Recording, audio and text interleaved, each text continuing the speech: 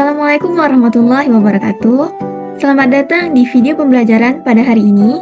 Sebelum masuk ke materi nih, saya ingin mengajak teman-teman melakukan sesuatu yang sangat sederhana, tapi luar biasa pentingnya. Penasaran nggak? Ya, yuk ikuti saya. Jadi, coba teman-teman semua tarik napas, kemudian tahan sebentar, dan hembuskan pelan-pelan. Nah, tanpa teman-teman sadari, gerakan sesederhana itu akan dilakukan oleh tubuh lebih dari 20.000 kali per hari. Nah, 20.000 kali tanpa henti, bahkan saat teman-teman tidur nanti. Tapi pernah nggak nih teman-teman bertanya-tanya apa yang sebenarnya terjadi di dalam tubuh kita setiap kali kita bernapas? Kemudian organ apa saja yang bekerja? Lalu bagaimana caranya? Dan apa yang terjadi kalau sistem itu terganggu? Nah, untuk menjawab semua pertanyaan itu, hari ini kita akan belajar menggunakan bahan ajar digital yang sudah saya siapkan. Judulnya yaitu Kenali Sistem Pernapasan pada Manusia, sebuah bahan ajar IPA atau biologi untuk teman-teman yang ada di kelas 11 fase F. Bahan ajar ini tidak hanya berisi teks dan gambar biasa, tapi juga dilengkapi dengan media augmented reality atau AR yang akan membuat kita bisa melihat organ-organ pernapasan secara langsung dalam bentuk 3 dimensi interaktif. Menarik sekali kan? Oke, kita akan buka bahan ajar ini mulai dari pembelajaran. Nah, di halaman ini kita bisa melihat apa yang ingin kita capai bersama. Di halaman ini ada capaian pembelajaran.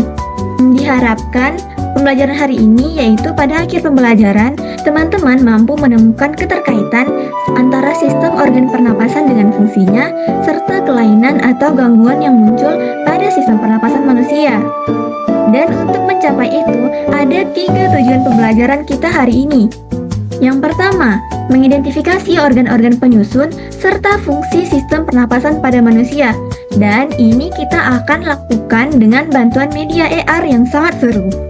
Yang kedua, menjelaskan mekanisme dan proses sistem pernapasan pada manusia.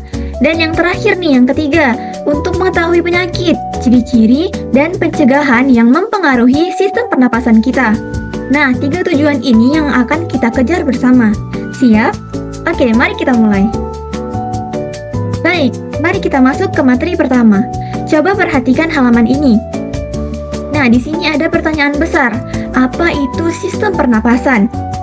Dan jawabannya ada di kotak itu. Kotak berwarna putih. Jadi, sistem pernapasan manusia berfungsi untuk mengambil oksigen atau O2 dari udara dan mengeluarkan karbon dioksida atau CO2 sebagai sistem metabolisme. Proses ini sangat penting agar sel-sel tubuh kita bisa memperoleh energi untuk menjalankan seluruh aktivitas hidup. Jadi bayangkan nih, setiap sel dalam tubuh kalian, dari ujung rambut sampai ujung kaki, membutuhkan oksigen yang dikirim oleh sistem pernapasan ini. Tanpanya, sel-sel itu tidak akan bisa bekerja. Dan di halaman ini, kalian juga bisa melihat ada sesuatu yang istimewa. Ada yang tahu? Ya, di sini ada sebuah barcode atau QR code dari aplikasi Assembler di sini. Lengkap dengan linknya.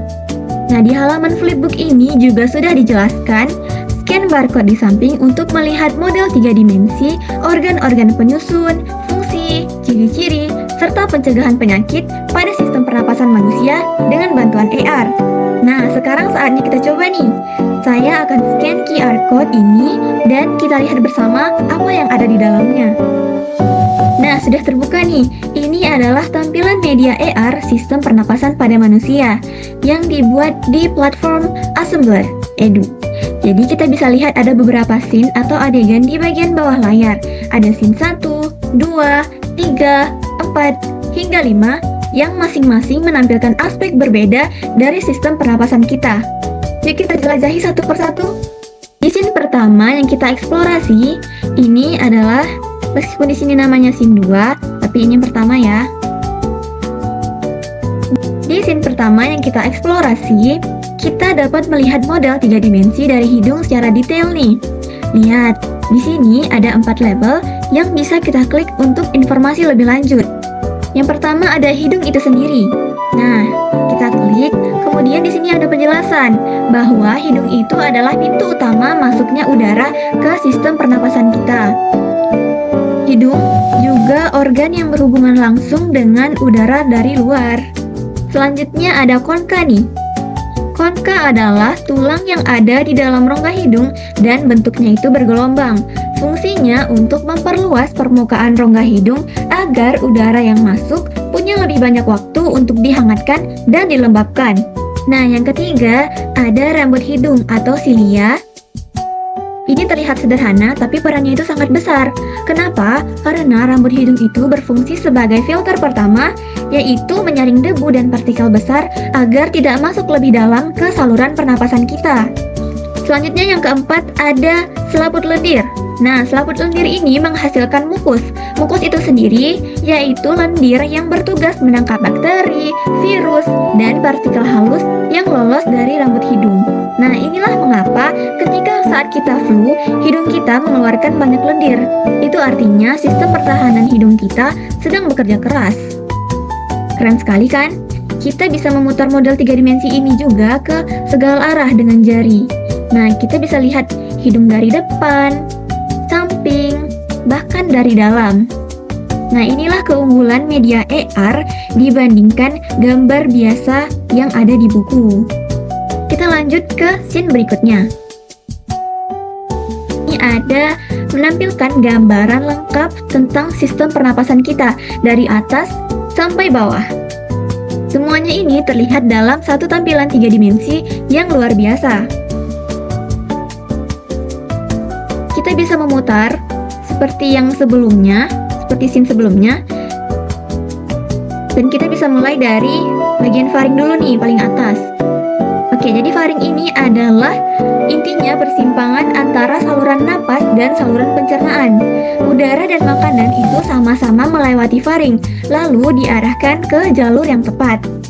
Selanjutnya nih ada laring. Nah, laring atau kotak suara, disinilah pita suara berada. Saat udara dari paru-paru melewati laring dan menggetarkan pita suara, itulah yang menghasilkan suara yang kita gunakan untuk berbicara dan juga menyanyi. Oke, selanjutnya ada trakea. Nah, trakea ini adalah batang tenggorokan. Nah, lihat bentuknya dalam 3 dimensi ini.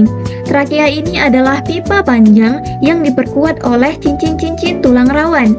Fungsinya itu agar saluran napas tidak kempes dan tertutup saat kita menelan. Selanjutnya adalah organ utama dari pernapasan kita nih. Ukurannya besar, letaknya di dalam rongga dada, dan di dalamnya terdapat jutaan kantung udara kecil.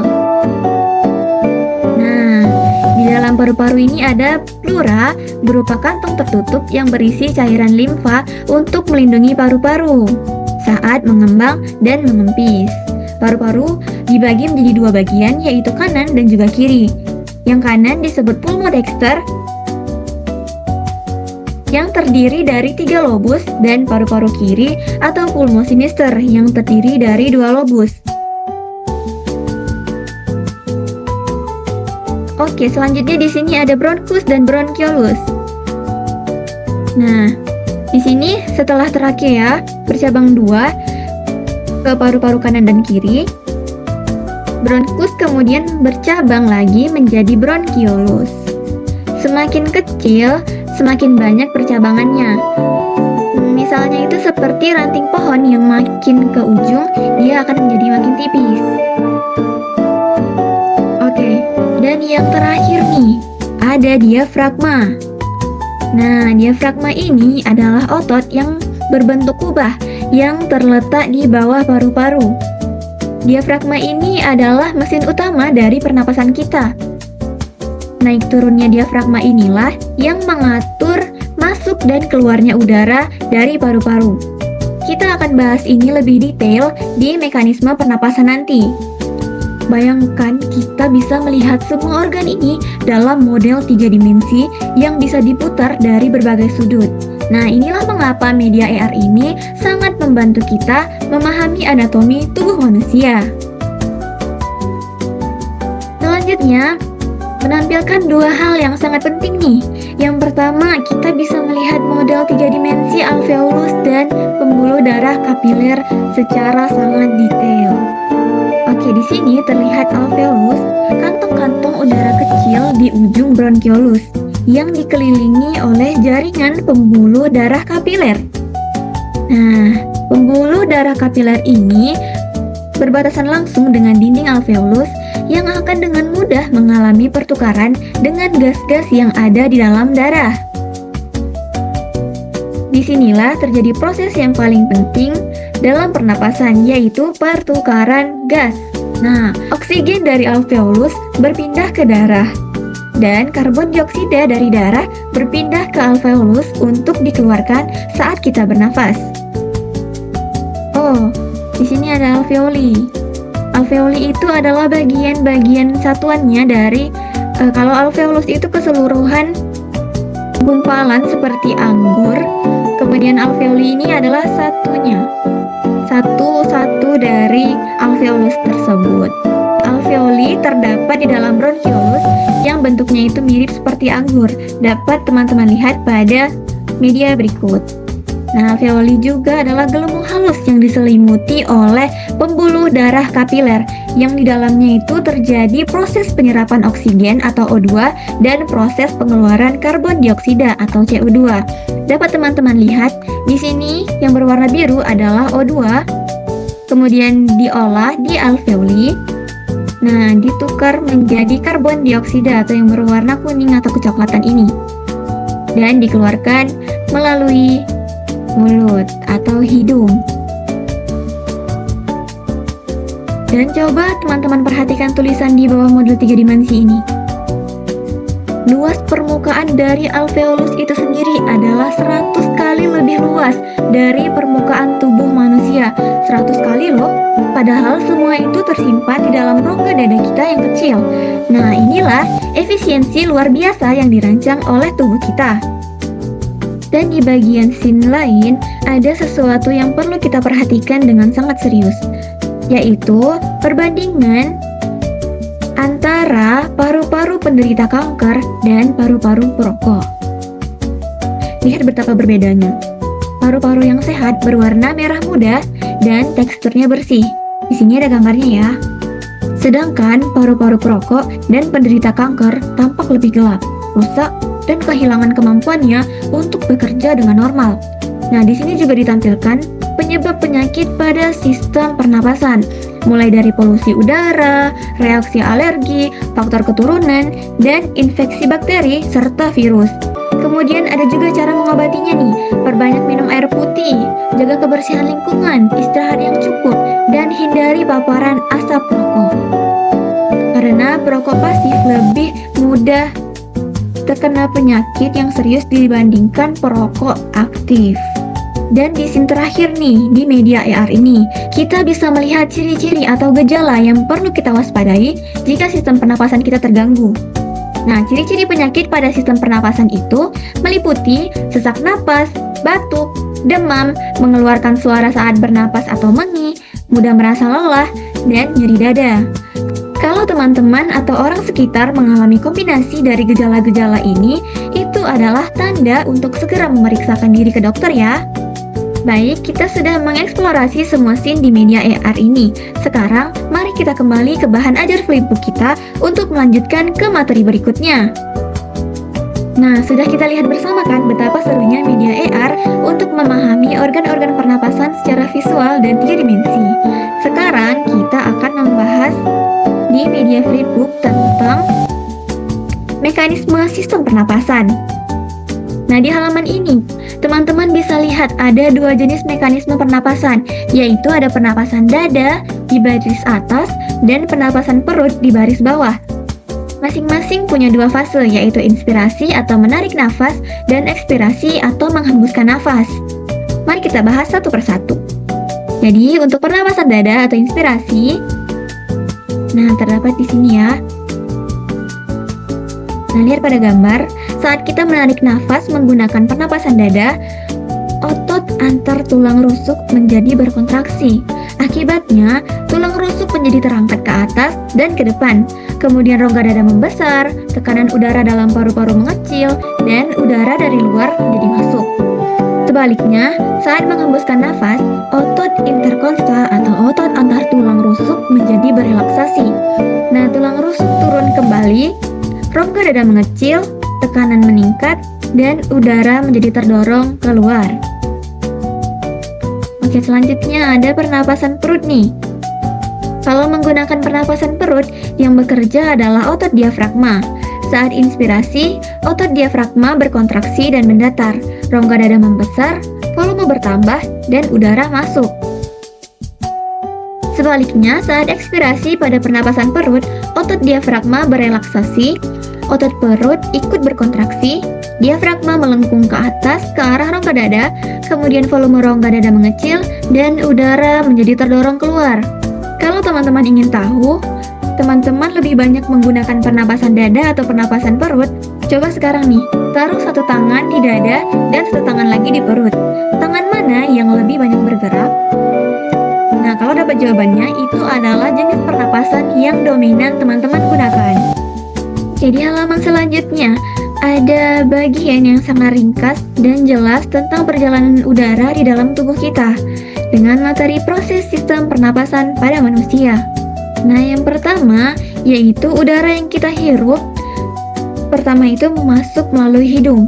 Nah, di sini udara itu disaring, dilembabkan, dan dihangatkan. Kemudian naik ke tenggorokan, yaitu ada faring dan laring yang berfungsi sebagai jalan udara sekaligus tempat penghasil suara.